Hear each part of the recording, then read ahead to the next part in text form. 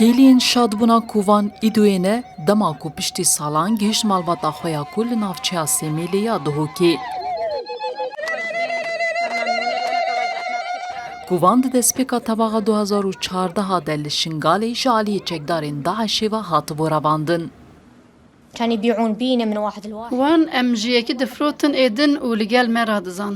هر کسی که ام بکرینا لبا مرا دزا و پاشی ام دادن دستی یکی دن و آن دفروتن و اک خدمتکار لمدنیرین. Piştî têkçûna Daişê li Rojhilatê Firatê di sala 2019 de kovan li gel jin û zarokên çekdarên wê demeyên Daişê bo kampa Holê hatiye veguhestin. Lê wê keça Kurda Êzidî 5 salên tijî êş û azar li jêr desthilata xilafeta Daişê de derbas kiriye. أنهم وياي اثنين يعني كسبية إلهم. دو جوان بمن را رازان و که کو از کولیا وان بم. سه کسین دن جی زواجا فرمی بمن را کرن.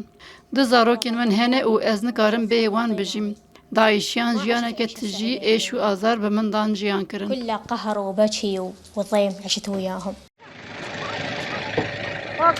Berpirsê ofîsa rizgarkirina kesên ji aliyê Daişê ve hatin revandin Husên Qaîdî ji Rûdawê re got ew pêşbînî dikin hêjmarek zêde ya keç û jinên Kurd li kampa Holê mabin û hewl didin ku wan peyda bikin û rizgar bikin. پێش هەموو شتێک لەبەر ئەوەی کەیسەکە کەسێکی مرۆڤایەتی ئینسانیە ئێمە وەکو نووسینگە لایەنی مرۆڤایەتی ئینسانی پێش هەموو لایەنەکانی تر ئەگرین و پشتیوانی ئەوەی کە ئەوانە بگەنە منداڵەکانی خۆیان بەڵام لێرە هەندێک گرفت هەن هەندێک گرفتی گەورەشمان هەن گرفتەکە گرفتی ئاینیە گرفتەکە گرفتێکی کۆمەڵایەتیە سەروی هەردوو گرفتە گرفتێکی قانونیشمان هەیە.